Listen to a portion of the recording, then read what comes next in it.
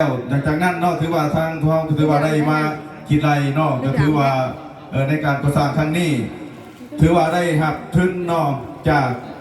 ทีมงาน FC ทางน้องนาดาพงมาไข่บ้านน้ำมุงและก็ทางภายในในต่างประเทศเนาะถือว่ารวมมูลค่าทั้งหมด44,830 บาทเนาะนอกนั้นเนาะก็ถือว่ายังได้ถือว่าในเมื่อว่าได้ทุนมาแล้วเนาะถือว่าเขาก็ถือว่าได้เกี่ยมลงมือเนาะในการเกี่ยมลงมือนี่ก็ถือว่า1เนาะถือว่าลักขั้วมีจำนวน57ลักเนาะสูง1.50 หน้า10 คูณ 10ถือว่ามีมูลค่า 7,500 บาท2เนาะถือว่าได้สังเกตจำนวน630ก้อนมูลค่า 3,800 บาท3เนาะหินทราย2โหลดมูลค่า 6,300 บาท4ปูนเล็กและก็ลวดมัดมูลค่า 6,650 บาท5เนาะตะนางเล็กเส้นมูลค่า 15,380 บาท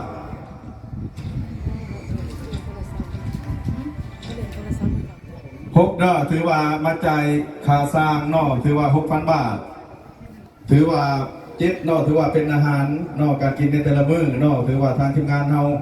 มีน้ำหวาน150ขนมกาแฟโอวัลตินแรงอื่นเนาะรวมมูลค่า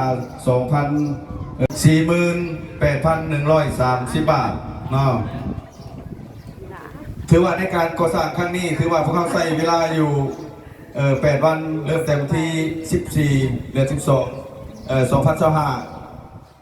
วันที่21 เดือน 12 2025เนาะถือว่ารวมแล้ว8 วันไปแล้วก็ถือว่ารายรับรายจ่ายเนาะไปแล้วถือว่าเป็นเงินสด7,135,000 กีบเงินบาท 7,635 บาทเนาะก็ถือว่ามอบหมายทางโรงเรียนเป็นผู้ถือไว้เนาะวันนี้ถือว่าในเมื่อว่าพระพุทธแล้วนอกจากถือว่าเกี่ยวกับรายจ่ายวันนี้นอกในจำนวนเงินที่ตั้งต้นไว้ก็ถือว่าในวันที่6 เดือน 2 2026นอกถือว่าทางจันเขียวเพิ่นก็มีแผนจะปลูกต้นกล้วยนอกก็ถือว่าได้จกคลองข้างกับแพงนอกก็ถือว่าใช้มูลค่าอยู่ 2,000 บาทวันที่11 เดือน 3 2026นอกถือว่าได้สั่งหินรถใหญ่เข้ามามูลค่า 5,500 บาทในวันที่11 เดือน 3 2026อีกถือว่าได้สั่งทรายรถใหญ่1รถมูลค่า2,300,000 กีบวันนี้รายการอุปกรณ์ที่ได้สั่งเข้ามาเห็ดในครั้งนี้เนาะมีเล็กอยู่5 โลเล็ก5 โลจำนวน32 เส้นถือว่าเส้น130 บาทเท่ากับ 4,160 บาทวันนี้เล็กปอกเนาะ15 เส้น60 บาทรวมมูลค่า 900 บาทปูนแดง10 ศอกศอก120มูลค่า 1,200 บาทถือว่าลวดมัดเนาะ2ก้อนละ50 บาทรวมมูลค่า 100 บาทถือว่ารวมเป็นเงินทั้งหมดเนาะถือว่า 6,360 บาทถือว่าทางห้างเพิ่นวางมุดกีดใจเนาะก็ถือว่านักแน่คูณให้69ก็ถือว่าตกอยู่ 4,388,400 กีบเงินบาทนี่ก็ถือว่า 7,500 บาทภายนั้นถือว่าใส่ใจแล้วถือว่ายังเหลืออยู่เงินบาทนี่ก็แม่น135 บาทเงินตุนยานยุงทางฝั่งผู้คนในนอกถือว่าทางฝั่งผู้อาจารย์เนถือว่าได้ประกอบส่วนทางด้านทุนนอกในครั้งนี้นอกถือว่าเป็นจำนวนหลวงหลายดังนั้นนอกถือว่าเบื้องต้นก็ถือว่าในเมื่อเห็นบุญแล้วก็ถือว่าได้สั่งเสาปูนเข้ามานอกก็ถือว่ามีจำนวนอยู่14 ต้นมูลค่า 14,000 บาทนอก2เล็กเส้นนอกเห็ดโค้งหลังคามูลค่า30,000 บาท3นอกSNK กับแทนเลียฟาเซล่านอตเกียวมูลค่า 42,12 บาทขออนุญาต4ปูนเขียวนอกกอซาบ66 ศอกมูลค่า 7,680 บาท5ปูนแดงเทฟื้น66 ศอกมูลค่า 8,700 บาท6ประตูวงกบไรกรบรรพับมือจับนอรวมมูลค่า 17,330 บาท7อิฐบล็อก 1,560 ก้อนมูลค่า 11,250 บาท8ถือว่าเล็กตารางตู้เทฟื้นนอกมีอยู่3ก้อมูลค่า 1,950 บาทสีภายใน4ถังทางกลาง5ถังทางน้อย2สีท่าบาน2ปอมลูกกิ้งเป็นมูลค่า 15,180 บาท10นอกก็คือจ่ายค่าอาหารการกินในแต่ละวันนอกก็ถือว่าตัวนี้ก็เป็นทางนางพรนอกทีมงานของเพิ่นนอกที่ว่าได้หับมานอกก็ถือว่าเดลเบอร์นอกก็มีสโลนุ่มน้ำแข็งน้ำม้อยสดM150ขนมและอื่นๆนอกเพราะว่าช่วงที่เฮ็ดก็ถือว่าอากาศก็ร้อนนอกเพราะว่าในการเฮ็ดนี่แม่นบ่ได้มุ่งนอกภายหลังที่ว่าเฮ็ดแล้วทราบแล้วจึงได้มามุ่งก็ถือว่าร้อนละช่วงไหนนอกก็ถือว่าใส่น้ำเย็นอะไรนอกก็ถือว่ามูลค่า9,040 บาทนอกรวมทั้งหมดนอกเฉพาะทุนทางพระครูไพบูลย์ของพวกเขาก็มี155,342 บาทนอกเฉพาะทุนบ้านนอกซึ่งบ้านนี่ก็ถือว่าได้จ่ายค่าดินนอกมาเข้าห้องเรียนของพวกเขานี่มีจำนวนอยู่10รถก็ถือว่าตกอยู่ 10,000 บาทเพราะว่าเอาไก่นอกถือว่าตกอยู่รถละพันถือว่า10รถเกิน 10,000 บาทวันนี้ห้านเฮียโขงเนาะ10,000 บาทถือว่ายังติดหนี้ตัวนี้เนาะขออนุญาต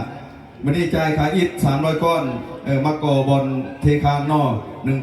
1,000เป็น100 บาทเนาะถึงสั้นถือว่า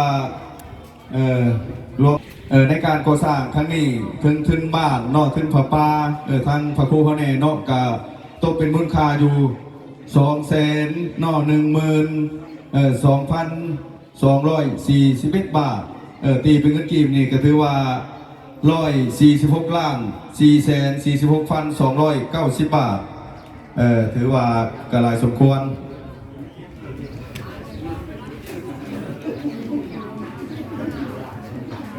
เจ้าเอาขออนุญาตต่อเป็นน้ำดื่มนอถือว่าขนมนุ่มเลยได้อื่นนอเพราะว่าช่วงนั้นมันก็ฮอดแน่เนาะกะนึ่งนี่คือทางนักทอนนอถือว่าผู้ประสานงานนี่กับบริการในแต่ละมือเนาะก็คือว่าได้มีขนมนุ่มเลยหรือว่าซานมบ่อต่างๆนอM150ให้สร้างนอหรือว่าน้ำเย็นนอ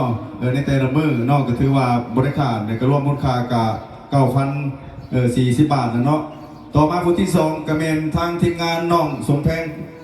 พงมาขายนี่ก็น้องนาดาพงมาขายนี่อันนี้ก็ถือว่าทางFCเพิ่นเนาะก็ได้ประกอบส่วนน้องถือว่ามีมูลค่าอยู่ 15,000 บาทก็ถือว่าเป็นอาหารการกินเนาะถือว่าเป็นน้ำในแต่ละมื้อน้ำมะพร้าวขนมนุ่มเลยด้วยกับM150ต่างๆเนาะถือว่ารวมมูลค่า 15,000 บาท3เนาะก็ถือว่ามีทางน้องบุญลังไสยมาถือว่าเพิ่นก็ได้ประกอบส่วนเป็นกระแลมก็มีอยู่4ถุงมูลค่า160,000 กีบเนาะกับกาแฟสด2ตุ๊กเนาะผู้ที่4นี่ก็ทางจานผู้เขียวสวรรค์เนาะประกอบส่วนปลา3 โลเป็ด1โตน้ำอ้อยสด2ขวดด้วยกันน้ำแข็ง1ถุง5เนาะก็มีทางเมจินตลาเนาะถือว่าเป็นทางสิ้นหมูเนาะประกอบส่วน2กิโลรวมมูลค่า120,000 กีบ6ก็มีทางพอคำมอนเนาะประกอบส่วนเป็นน้ำหวานขวดใหญ่เนาะมี6ขวดน้ำแข็ง1ถุงมูลค่า130,000 กีบ7ทางห้างเฮียโขงประกอบส่วนน้ำขวดใหญ่6ขวดน้ำแข็ง2ถุงมูลค่า140,000 กีบ8แม่บุ้มพมมาไข่ประกอบส่วนน้ำขวดใหญ่เนาะ6ขวดน้ำแข็ง2ถุงรวมมูลค่า140,000 กีบ9น้องสมทรงสุธิสมบัตินอกประกอบส่วน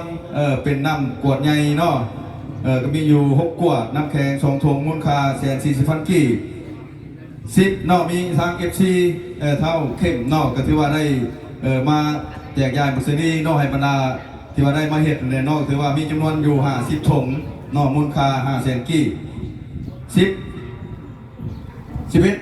10นอกก็ถือว่าทางแม่บุฟ้านอกก็ถือว่าได้มาประกอบส่วนเป็นมักซีรีอีกมีจำนวนอยู่60ถุงมูลค่า600,000 กีบ ก็มีทางเท่าคำอีกเนาะประกอบส่วนเป็นน้ำหวานกวดใหญ่3 ขวดมูลค่า60,000 กีบก็มีทางพอเลิศประกอบส่วนซื้อM100ให้สร้างเนาะมูลค่า200 บาทเนาะอันนี้ก็ถือว่าเกี่ยวกับบรรดาที่ว่าประกอบส่วนเนาะทาง